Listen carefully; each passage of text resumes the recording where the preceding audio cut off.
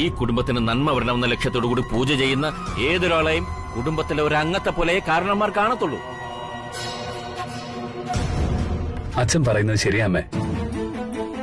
അമ്മ കല്യാണിയുടെ മനസ്സ് കാണാത്തതിന്റെ കുഴപ്പം ഈ കുടുംബത്തിന്റെ നന്മ ആഗ്രഹിക്കുന്നവര് ഈ കുടുംബത്തിലെ ഒരു അംഗത്തെ പോലെ തന്നെയാ.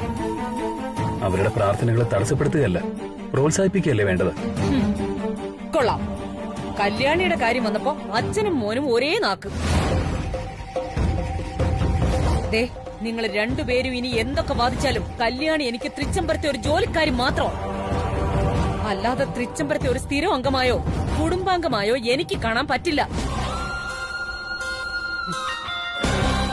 ഈ തൃച്ചംബരം തറവാടിനൊരു അന്തസ്സുണ്ട്, അതൊന്നിന്റെ പേരിലും കളങ്കപ്പെടുത്താനാവില്ല. കാരണവ കോപത്തിന്റെ ഫലമാണോ ഈ അനർത്ഥങ്ങളെന്ന് ഭയക്കുന്ന നേരത്താ ഇപ്പൊ ഈ കുടുംബവുമായി യാതൊരു ബന്ധമില്ലാത്ത കല്യാണി കാരണവർ പൂജ ചെയ്യുന്നത്. ഈ പൂജ കാരണവന്മാരെ എങ്ങനെ അംഗീകരിക്കും? ഇത് പൂർവിക ശാപം വരുത്തിവെക്കും. അതുകൊണ്ട് തന്നെ കാരണവർ പൂജ കല്യാണി ചെയ്യാൻ പാടില്ല, ചെയ്യാൻ ഞാൻ സമ്മതിക്കില്ല. അഖില, ഒരു നിമിഷം. നീ ദൂരെ നിന്ന് കല്യാണി എന്നൊന്ന് വിളിച്ചാൽ നിന്റെ മുന്നിൽ പതറി നിൽക്കുന്ന കല്യാണി ഇപ്പൊ നീ അടുത്ത് ചെന്ന് കല്യാണി എന്ന അലറി വിളിച്ചിട്ടും അവൾ ആ ശബ്ദം കേട്ടില്ല. അത്രയ്ക്ക് ശ്രദ്ധയുടെ പ്രാർത്ഥനയിൽ മുഴുകിയിരിക്കുകയാണ് അവൾ. അവൾക്ക് ചുറ്റും എന്താണ് സംഭവിക്കുന്നതെന്ന് പോലും അവൾ അറിയുന്നില്ല. അതാണ് അർപ്പണബോധത്തോടെയുള്ള പ്രാർത്ഥന. അത് അവൾക്കോ അവളുടെ കുടുംബത്തിനു വേണ്ടിയല്ല, നമുക്ക് നല്ലതിനു വേണ്ടിയാ, നമ്മുടെ കുടുംബത്തിലെ അനർത്ഥങ്ങൾ ഇല്ലാതാക്കാൻ വേണ്ടിയാ. അന്തസ് അഭിമാനം എന്നൊക്കെ പറഞ്ഞ് നീ കല്യാണി ചെയ്യുന്ന ഈ പൂജ പകുതിക്ക് മുടക്കി വെച്ചാൽ ദൈവദോഷമുണ്ടാകും. ദൈവകോപം ക്ഷണിച്ചു വരുത്തുന്നതിന് തുല്യമാ. ദേവി, ഇത് അച്ഛനും അമ്മയും എന്റെ ഈ തീരുമാനം അംഗീകരിക്കണം.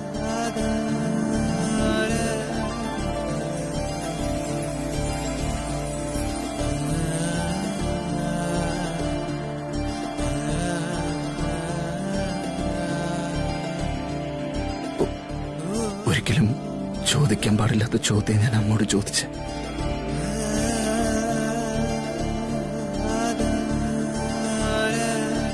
ആ തെറ്റിന് ഞാൻ എന്റെ അമ്മയുടെ കാല് പിടിച്ച് മാപ്പ് ചോദിക്കാം. മാപ്പ്.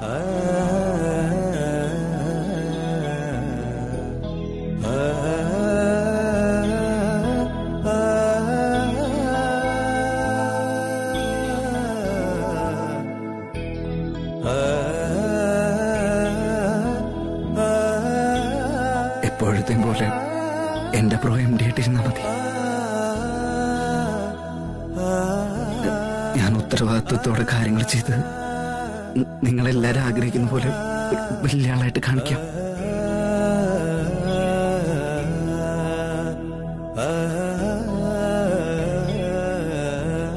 അതുപോലെ എന്റെ പ്രോയ്ക്ക് വേറൊന്നിനുമല്ല ഈ എം ഡി സ്ഥാനം.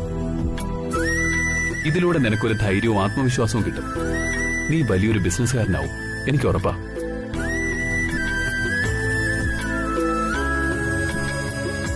മാഡം, ഞാൻ പറയുന്നത് തെറ്റാണെങ്കിൽ ക്ഷമിക്കണം. വല്യുകുഞ്ഞൊരിക്കലും അനിയുകുഞ്ഞിനെ ഒന്നിലും മാറ്റി നിർത്തില്ലെന്നാ ഞാൻ മനസ്സിലാക്കിയിട്ടുള്ളത്. കമ്പനി ഭാഗം വെക്കണമെന്ന് നന്ദന മേഡം ആവശ്യപ്പെടുമ്പോ വല്യുകുഞ്ഞ് കമ്പനി ഭാഗം വെക്കില്ലെന്നും ഇങ്ങനെയൊക്കെ തന്നെ സംഭവിക്കുമെന്നും എനിക്ക് നന്നായിട്ട് അറിയായിരുന്നു. കാരണം വിലാസിനി മേഡം പറഞ്ഞതുപോലെ വല്യുകുഞ്ഞും അനിയും കുഞ്ഞും തൃച്ചംബരത്തെ രാമലക്ഷ്മണന്മാർ തന്നെയാ.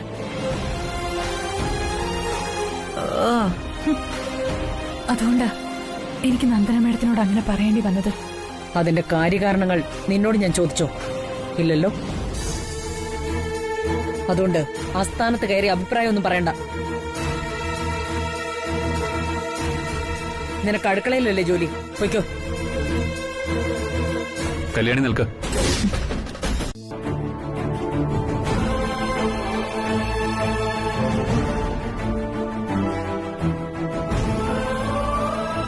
ഞാൻ അരവിന്ദനെ വഴക്ക് പറഞ്ഞത് അവൻ കാര്യമാക്കിയില്ലെങ്കിലും നിനക്കത് അപമാനം ഉണ്ടാക്കിയെന്നറിഞ്ഞപ്പോ പാടില്ലായിരുന്നു എന്ന് തോന്നി.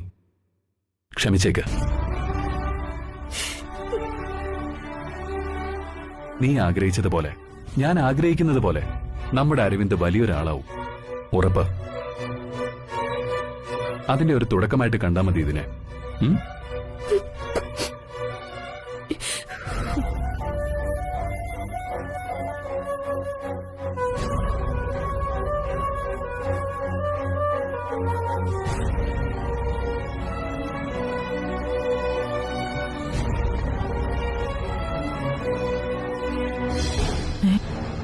ഇവളിത് എന്ത് കാണിക്കുക?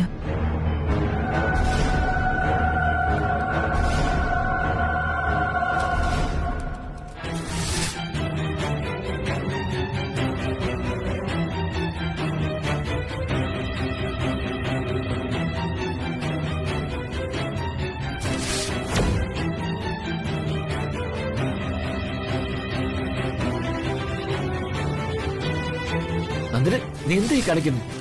നന്ദന, നീ എന്തിനാ ഡോക്യുമെന്റ്സ് കീറിക്കളയുന്നത്?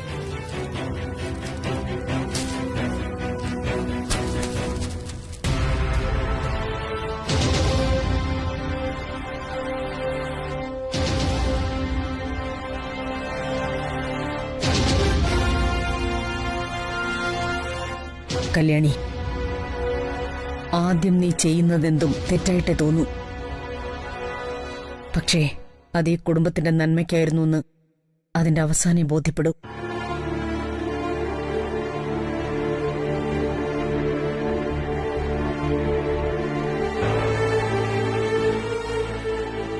നിനക്ക് നല്ലതേ വരൂ.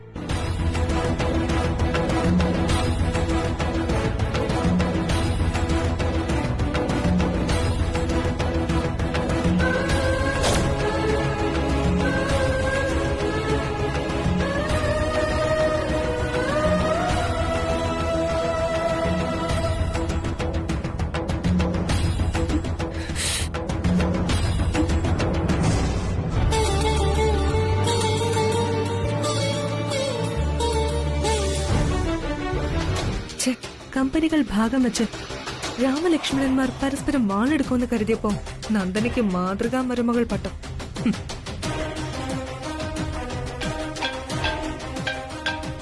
പ്രിയങ്ക, ഹലോ. എന്തായി ഗംഗ? തൃശ്ശൂരത്തെ നന്ദന സമരം വിജയത്തിലെത്തിയോ? പറഞ്ഞു, ആനന്ദ് ഗ്രൂപ്പ് ഓഫ് കമ്പനീസ് രണ്ടായി പിളർന്നില്ലേ? പിളർന്നു. കമ്പനികൾ അരവിന്ദിന്റെ പേരിലും എഴുതി വെച്ചു. ഗുഡ്. അപ്പോ ഞാൻ നന്ദനെ മീറ്റ് ചെയ്തതിന് ഫലം കണ്ടു. നന്ദനെ കണ്ടെന്നോ? എപ്പോ? ആനന്ദ് അരവിന്ദിനെ വഴക്കു പറഞ്ഞത് നന്ദനയ്ക്ക് അപമാനമായിന്ന് നീ എന്നോട് ഫോൺ വിളിച്ചു പറഞ്ഞില്ലേ? അതെ. അന്ന് നന്ദന പോകാറുള്ള റെസ്റ്റോറന്റിൽ വെച്ച് ഞാൻ അവളെ കണ്ടു.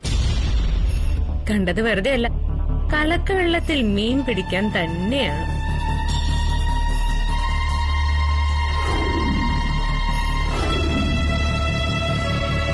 ഞാൻ പറഞ്ഞത് തൃച്ചംബരം വീതം വെക്കണമെന്നല്ല, കമ്പനികളെ രണ്ടാക്കി ഒരു ഭാഗം അരവിന്ദിനെ ഏൽപ്പിക്കണമെന്നാ.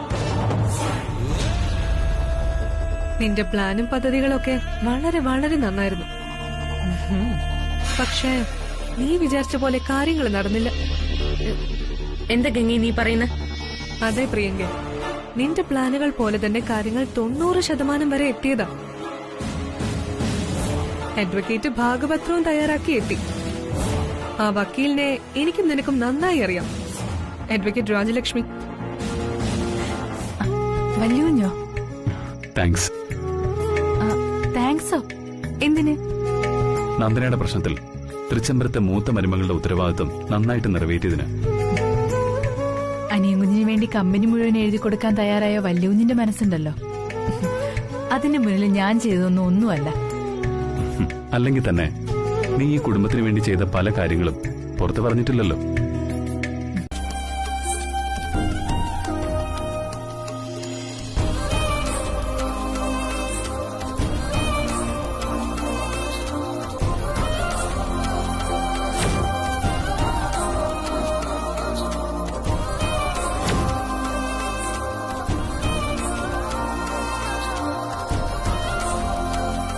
ഇതിലും പ്രിയപ്പെട്ടതാ എനിക്കെന്റെ വല്യ കുഞ്ഞ്.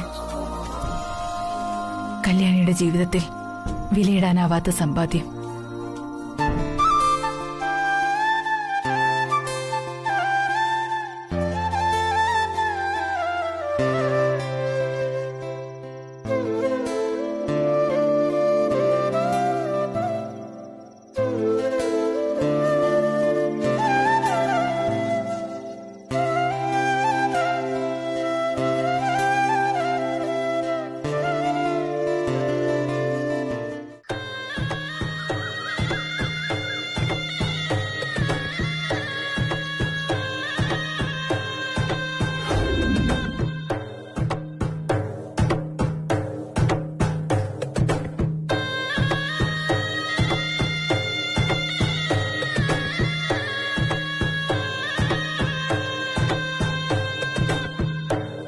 ഗംഗേ, പ്രിയങ്ക വല്ലാതെ കോപിച്ചിരിക്കുകയാണ്. അഖിലാണ്ടേശ്വരിയെ തകർക്കാൻ എന്ത് പദ്ധതികൾ പ്ലാൻ ചെയ്താലും അതെല്ലാം പരാജയപ്പെടുകയാണ്. അതിലവൾക്ക് വല്ലാത്ത ദുഃഖവും അതിലേറെ കോപവുമുണ്ട്. പരാജയം നമ്മൾ മനഃപൂർവ്വം ഏറ്റുവാങ്ങുന്നതല്ലല്ലോ ശ്രീനിയേട്ടാ.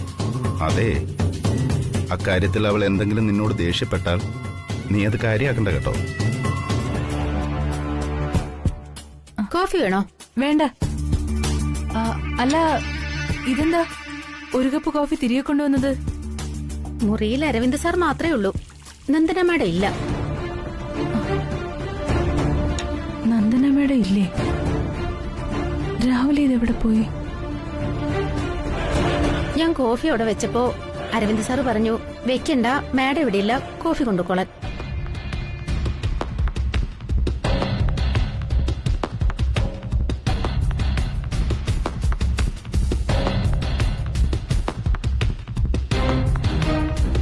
ഞാൻ രാവിലെ മുതൽ ശ്രദ്ധിക്കുക. നിന്റെ മുഖം എന്താ കല്യാണി ഇങ്ങനെ വാടിയിരിക്കുന്നത്? ഏയ്, ഒന്നുമില്ല സുജാതേച്ചി. അതല്ല, നിനക്കെന്തോ സങ്കടമുണ്ട്. എന്നോട് പറയാവുന്നാണെങ്കിൽ പറയേ. നിന്റെ കാര്യങ്ങളൊക്കെ അറിയാവുന്നത് കൊണ്ട് ചോദിച്ചതാ. നിന്നെ അന്യനാക്കി മാറ്റി നിർത്താനല്ല ഞാൻ അങ്ങനെ ചെയ്തത്. നിന്നെ എന്നിലേക്ക് ഒന്നുകൂടി അടുപ്പിക്കുകയായിരുന്നു. അതെനിക്ക് ഹൃദയം കയറി മുറിക്കുന്നതിന് തുല്യായിരുന്നു ബ്രോ. നീ കാരണം അപമാനിതയായി നിൽക്കുന്ന ഒരു പെൺകുട്ടിയെ ഞാൻ കണ്ടു, നിന്റെ ഭാര്യ.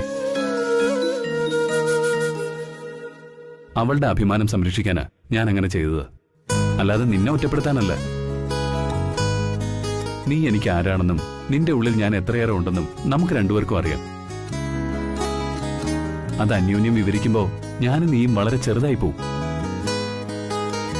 ആ, സെന്റിമെന്റൽ ആവാതെ കഴിഞ്ഞത് കഴിഞ്ഞു. ഇനി ഇതുപോലെയുള്ള ഉത്തരവാദിത്തമില്ലായ്മ കാണിക്കരുത് കേട്ടോ. പിടിപ്പ് കേട്ടവൻ സമൂഹത്തിന് മുന്നിൽ കോമാളിയാണ്. നിന്റെ ഭാര്യയുടെ മനസ്സ് നൊന്നതും അതുകൊണ്ട് തന്നെയാണ്. ഭർത്താവിന്റെ വ്യക്തിത്വവും അഭിമാനവുമാണ് ഭാര്യയുടെ ഏറ്റവും വലിയ സമ്പത്ത്. അതുകൊണ്ട് നീ ഇങ്ങനൊരു ദുർബലനാവരുത്. ഹലോ, ആരാ? എന്തു വേണം? ചോദിച്ചത് കേട്ടില്ലേ? ആരാന്ന്? പിരിവിന് വന്നതാണെങ്കിൽ ഓഫീസിൽ ചെന്നാ മതി. അത്തരം ഇടപാടുകളൊക്കെ അവിടെയാ. അതല്ല, മറ്റെന്തെങ്കിലും ആവശ്യമാണെങ്കിൽ എന്നോട് പറഞ്ഞാ മതി. അല്ല, എനിക്ക് മനസ്സിലായില്ല. ചോദ്യം മനസ്സിലായില്ലെന്നാണോ അതോ ഞാൻ ആരാണെന്ന് മനസ്സിലായില്ലെന്നാണോ? രണ്ടും. ഞാൻ ഇവിടുത്തെ മൂത്ത മരുമകളാ. ഇപ്പൊ മനസ്സിലായോ? അല്ല, താനാരാ? തനിക്കെന്താ വേണ്ട? എനിക്കൊന്നും വേണ്ട. തൃച്ചംബരത്തെ അഖിലാണ്ടേശ്വരിയുടെ മൂത്ത മകന്റെ കല്യാണം കഴിഞ്ഞിരുന്നു, ഞാൻ അറിഞ്ഞില്ല. അത് വഴിയെ പോകുന്നവരൊന്നും അറിയണമെന്നില്ല. അങ്ങനെയുള്ളവരെ അറിയിക്കാൻ ഉദ്ദേശിക്കുന്നുമില്ല.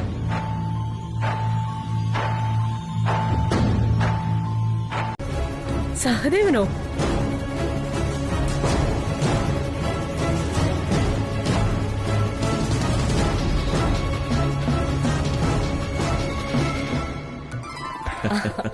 എടതി ഏട്ടാ,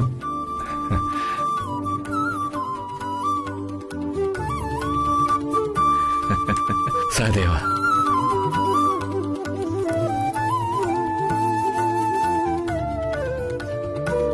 നിനക്കൊരു മാറ്റമില്ലല്ലോടാ. നീ എന്താ ഒരറിയിപ്പും ഇല്ലാതെ ഒരു വരവ്? അതെ ഏട്ടത്തി, ഒരു ബിസിനസ് ആവശ്യമായിട്ട് ശ്രീലങ്ക വരെ വന്നതാ. അപ്പൊ പിന്നെ ഇവിടെ വന്ന് നിങ്ങളെ എല്ലാവരും ഒന്ന് കണ്ടിട്ട് പോകാമെന്ന് കരുതി. നന്നായി. യാത്രയൊക്കെ സുഖമായിരുന്നോ? സുഖം. ആ, നീ നേരിട്ട് കണ്ടിട്ടില്ലല്ലോ. ഇതാണ് ഗംഗ. പരിചയപ്പെട്ടു. പറഞ്ഞതുപോലെ വിലാസിനി എവിടെ? ജയന്തി, വിലാസിനി വിളിക്ക്. വേണ്ട, വിലാസിനി പുറത്ത് കാറിൽ ഇരിപ്പുണ്ട്. വിലാസിനിയുടെ വീട് വരെ ഒന്ന് പോണം. അവളെങ്ങനെ സഹദേവന്റെ കൂടെ വന്നു? ഞാൻ വിലാസിനെ വിളിച്ച് വണ്ടിയായിട്ട് എയർപോർട്ടിൽ വരാൻ പറഞ്ഞിരുന്നു. എന്റെ വരവ് ഒരു സസ്പെൻസ് ആയിരിക്കണമെന്നും പറഞ്ഞു. നമുക്ക് വിലാസിനെ ഒന്ന് കണ്ടിട്ട് വന്നാലോ? വേണ്ട, ഇപ്പൊ ആരും വിലാസിനെ കാണണ്ട.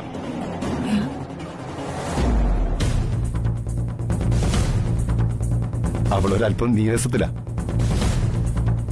അവളുടെ വീട്ടിലേക്ക് പോകണ്ടെന്ന് പിരിവാശി. പറ്റില്ല എന്ന് ഞാനും. എന്റെ അനുവാദമില്ലാതെ കാറിൽ നിന്ന് ഇറങ്ങരുതെന്ന് പറഞ്ഞിരിക്കുക. വല്ലുഞ്ഞേ, കാത്തുനിന്ന് മുഷിഞ്ഞോ? നിനക്ക് വേണ്ടി ഒരു യുഗം മുഴുവൻ കാത്തു നിന്നാലും എനിക്ക് മുഷിയില്ല കല്യാണി. ആ പിന്നെ അച്ഛൻ കുളിക്കാൻ കയറിയതൊക്കെ തന്നെ ഞാൻ ഇങ്ങോട്ട് വന്നത്. എനിക്ക് വേഗം പോണം. എന്തിനാ വല്ലുഞ്ഞ് വിളിച്ചത്? എന്താ കല്യാണി, ഞാൻ ആദ്യമായിട്ട് നിന്നെ വിളിക്കുന്നത് പോലെ?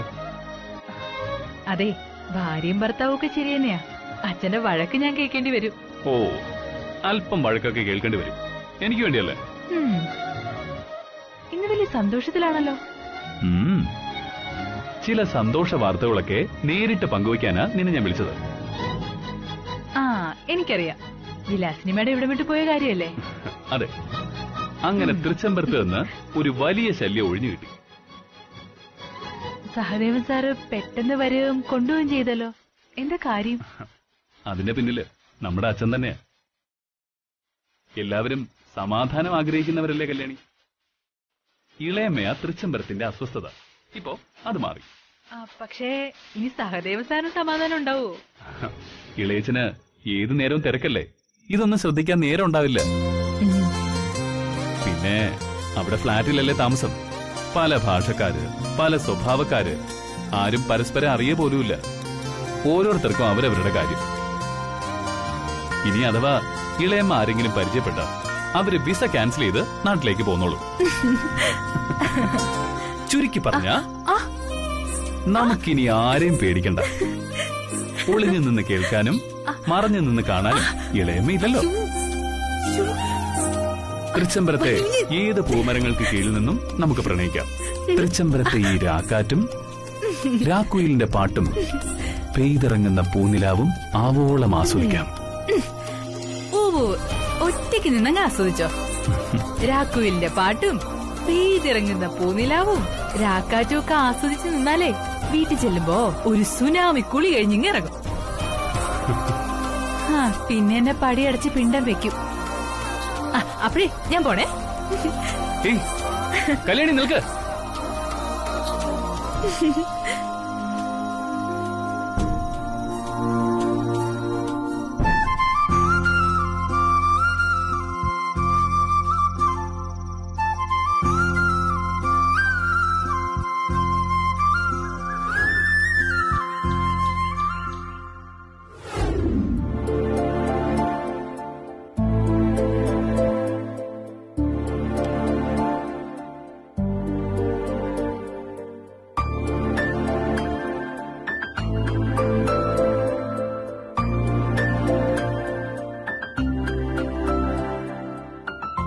ഏട്ടൻ എന്നെ കാത്തു നിൽക്കായിരുന്നെന്ന് തോന്നുന്നു. തോന്നലല്ല, അതാണ് സത്യം.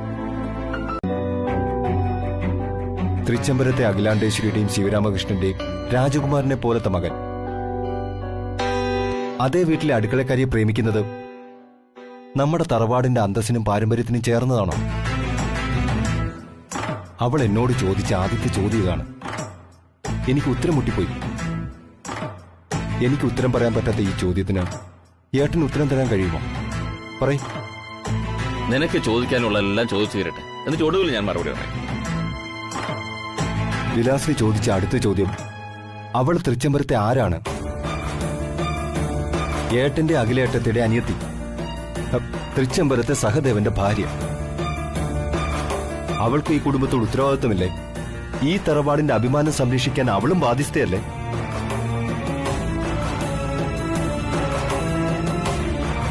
ഈ തറവാടിന്റെ കുലമഹിമയും ആഭിജാത്യവും മുറുകെ പിടിച്ച് അത് പവിത്രമായി സംരക്ഷിക്കാൻ പാടുപെടുന്ന അഖിലേട്ടത്തെ സഹായിക്കേണ്ടത് അവളുടെ കടമയല്ലേ?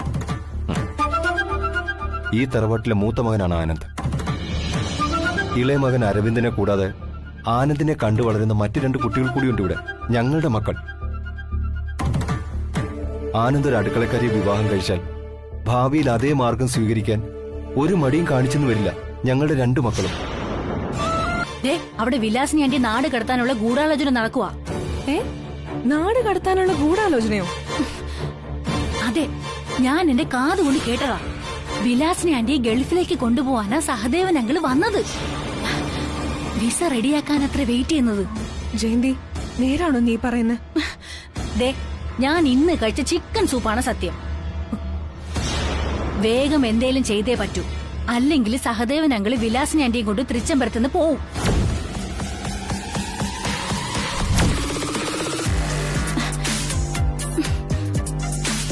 ഗംഗേ, ആരെ ഇപ്പൊ വിളിക്കുന്നേ? ഞാനൊന്ന് വിലാസിനി ആന്റിയെ വിളിക്കട്ടെ. നീ പറഞ്ഞ സത്യമാണോന്ന് അറിയാലോ. ഗംഗയെ വിലാസിനി ആന്റിയെ വിളിച്ചാ കിട്ടില്ല. ഫോൺ സ്വിച്ച് ഓഫ് ചെയ്ത് വെച്ചേക്കാണെന്ന് തോന്നുന്നു. ഞാൻ ഒരുപാട് വട്ടം വിളിച്ചു നോക്കി. ഞാൻ പറഞ്ഞത് വിശ്വാസമായില്ലെങ്കിൽ നീ വിളിച്ചോ.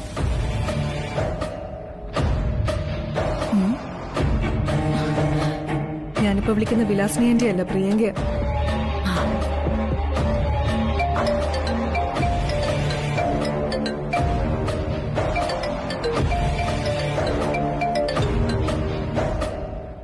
എന്താ ഗംഗ? ഒരു പ്രധാന വാർത്തയുണ്ട്. ഇങ്ങെടുക്ക്, ഞാൻ പറയാം. ഹലോ പ്രിയങ്കേ.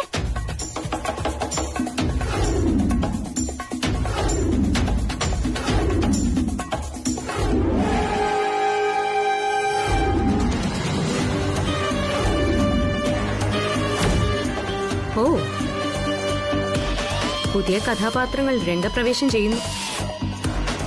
കഥാഗതിയിൽ ഗുരുതരമായ മാറ്റങ്ങൾ സംഭവിക്കാം. പക്ഷേ കഥാതന്തു പഴയത് തന്നെ. മതി, ബാക്കി നേരിൽ. ഓ, വിലാസിന് വരുന്നത് പോലെ മറ്റുള്ളവർക്ക് സംശയം ഉണ്ടാക്കാതെ വേണം അവിടെ നിന്ന് പുറപ്പെടുന്നതും തിരിച്ചെത്തുന്നതും. ശരി, ഞങ്ങൾ വരാവേ. ശരി. ഹലോ.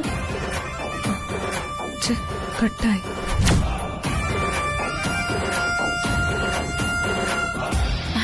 നമ്മളെ ഒന്ന് നേരിട്ട് കാണണമെന്ന്. ഫോണിലൂടെയുള്ള പറച്ചില് അപകടകരമാണെന്നാണ് പ്രിയങ്ക പറയുന്നത്.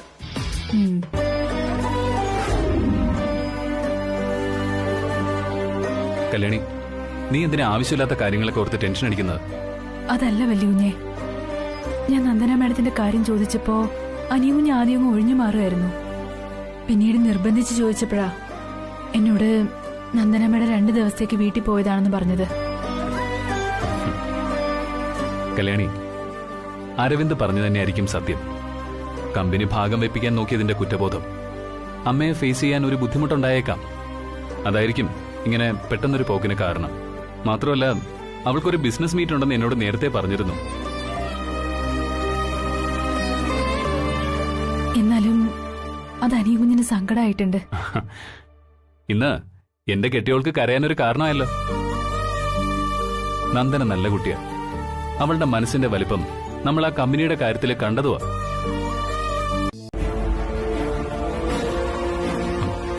ഇളയച്ചൻ പറയുന്നത് ഞാൻ പറഞ്ഞതിന്റെ അർത്ഥം നിനക്ക് മനസ്സിലായി കാണുമല്ലോ അല്ലേ? അതെ, തൃച്ചംബരത്തിനൊരു പ്രൗഢിയോ അന്തസ്സും ഉണ്ട്. അതെന്റെ ഏട്ടത്തി, നിന്റെ അമ്മ നന്നായി കാത്തു സൂക്ഷിക്കുന്നുമുണ്ട്. അതങ്ങനെ തന്നെ പോട്ടെ. നിനക്കും എനിക്കും ഈ തറവാടിനുമൊക്കെ അത് തന്നെയാ നല്ലത്. ഞാൻ നിന്നെ കുറ്റപ്പെടുത്തുന്നില്ല. പ്രായത്തിൻ്റെതായ ചില തോന്നലുകൾ നിന്നിലും ഉണ്ടായിട്ടുണ്ടാവാം. അത് വലിയ അപരാധമാണെന്നൊന്നും ഇളയച്ചൻ പറയുന്നില്ല. പക്ഷേ അകറ്റി നിർത്താനുള്ളതൊക്കെ അതാതിന്റെ സമയത്ത് അടർത്തി മാറ്റിയേക്കണം. ഇളയച്ചൻ ഉദ്ദേശിക്കുന്നത് അതെന്താണെന്ന് നിനക്ക് നന്നായിട്ടറിയാം. ദാസേട്ടന്റെ മകളുടെ കാര്യം തന്നെയാണ് ഞാൻ പറയുന്നത്. ആനന്ദ്, അവർക്ക് അവരുടേതായ ഒരു ലോകമുണ്ട്, ഒരു ചെറിയ ലോകം. അതിൽ അച്ഛനും മകളും സന്തോഷം കണ്ടെത്തുന്നുമുണ്ട്. ഒരിക്കലും നടക്കില്ല എന്ന് ഉറപ്പുള്ള ഒരു കാര്യത്തിന് ഇറങ്ങി തിരിച്ച് ആ കുടുംബത്തിന്റെ സന്തോഷം ഊതിക്കെടുത്തരുത് നീ. അതല്ല, നീ എന്റെ ഏട്ടനും ഏട്ടത്തിക്ക് അപ്പുറത്തായി അങ്ങ് വളർന്നിട്ടുണ്ടെന്ന് വല്ല തോന്നലും വന്നിട്ടുണ്ടെങ്കിൽ അത് വെറുതെയാ. ഈ തൃച്ചംബരത്ത് എന്റെ ഏട്ടനും ഏട്ടത്തിയും പറയുന്നതായിരിക്കും അവസാന വാക്ക്.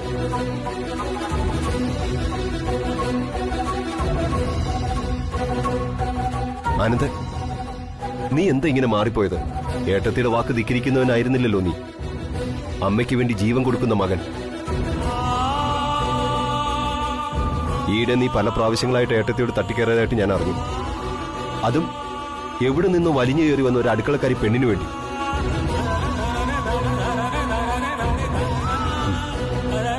ഞാനിവിടെ ഉള്ളപ്പോ ഇളയവനെ കൊണ്ടായിരുന്നു ഏട്ടത്തിക്ക് സ്വൈര്യക്കേട്. ഇപ്പോ അവനെ എങ്ങനെയെങ്കിലും ഒന്ന് കരക്കടിപ്പിച്ചപ്പോ നീ ഇറങ്ങി തിരിച്ചിരിക്കുകയാണല്ലേ ഏട്ടത്തിയെ തോൽപ്പിക്കാൻ.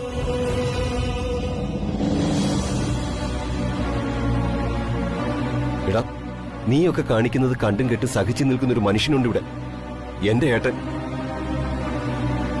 ആ ഹൃദയം തുന്നിക്കെട്ടി വെച്ചിരിക്കുകയാണെന്ന കാര്യം മറക്കരുത് നീ. ബെല്ലടിക്കുന്നുണ്ടോ? ബെല്ലൊക്കെ ഉണ്ട്, പക്ഷെ എടുക്കുന്നില്ലല്ലോ. നീ ഒന്നുകൂടി ട്രൈ ചെയ്ത് നോക്ക്.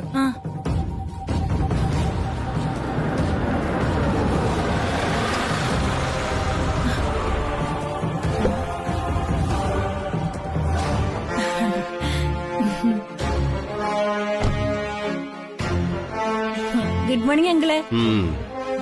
നീ കുറെ നേരമല്ലോ വിളിക്കാൻ തുടങ്ങിയിട്ട്. നീ വിളിച്ചുകൊണ്ടിരിക്കുന്നതേ എന്റെ കയ്യിലിരിക്കുന്ന ഫോണിലാ. നീയൊക്കെ കൂടിയാ വിലാസിനെ ഇത്ര വഷളാക്കുന്നത്. എടി, നിനക്കൊന്നും ഒരു പണിയുമില്ലേ?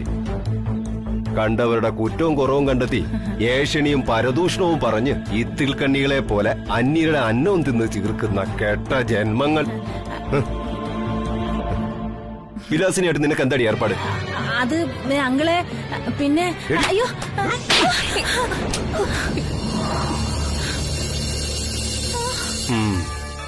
ഇത് ഞാൻ ദുബായ് വെച്ച് എന്റെ ഡയറി ചുവന്ന മഷി കുറിച്ചിട്ടതാ. ഇത് തരാതെ പോയാലേ എനിക്കൊരു മനസമാധാനവും കിട്ടില്ല. സ്വന്തം കുടുംബവും ഒരുത്തിന്റെ ജീവിതവും തകർത്തിട്ട് മറ്റുള്ളവരുടെ സ്വസ്ഥത നശിപ്പിക്കാൻ നടക്കുന്നു. നിന്നെ ഇവിടെ തള്ളിയിട്ട് പോയ നിന്റെ ആദരണീയരായ അച്ഛനെ അമ്മയും ഒന്ന് കാണണമെന്ന് കരുതിയതാ. ഇതുപോലൊരു പാരിതോഷികം അവർക്കും കൊടുക്കണമായിരുന്നു. അതിന് സമയം കിട്ടാതെ പോയി. അടുത്ത തവണ ഞാനിവിടെ വരുമ്പോ നിന്നെ ഒന്ന് ഈ തൃച്ചംബരത്തിന്റെ പരിസരത്ത് പോലും കണ്ടുപോരുന്നു. മനസ്സിലായോടി? മനസ്സിലായി. തൃച്ചംബരത്തിന് ചുറ്റും കുറെ ഭൂതഗണങ്ങളും ഉപദേവതകളും എല്ലാത്തിനെ ആവാഹിച്ച് ഏതെങ്കിലും അരയാലിൽ തളച്ച് ഇതിനു ചുറ്റും പുണ്യാഹം തളിക്കണം. ശാപിക്കപ്പെട്ട ജന്മങ്ങൾ.